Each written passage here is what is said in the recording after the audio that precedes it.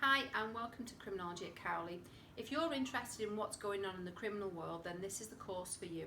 In Year 12 we cover two aspects. We look at the different types of crimes that take place and we look at campaigns that are around to try and change people's criminal behaviour. We also look at the reasons why people commit crime and the consequences surrounding that.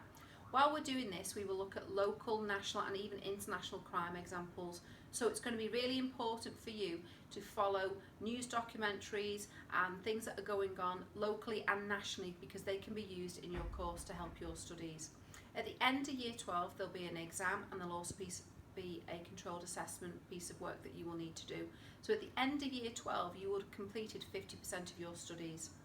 Once you get the results for those in September of Year 13, you will come back and study two more units. The first unit will be looking at crime scene to courtroom.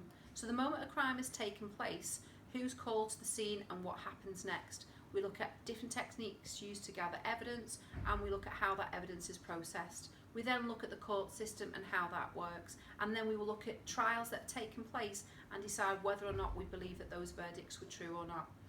The final unit in Year 13 will be Unit 4, which looks at crime and punishment.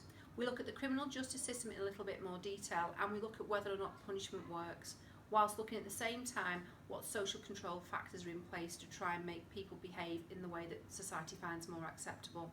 At the end of Year 13 you'll have another exam and you'll also have another piece of controlled assessment work.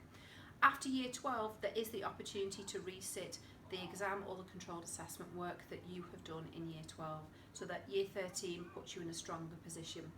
If you're interested in criminology, then please spend some time looking at documentaries you'll find on crime and punishment. So for example, at the moment ITV are running lots of crime documentaries which would be useful for you to use. Hope that you find the subject interesting and I hope to see you next year.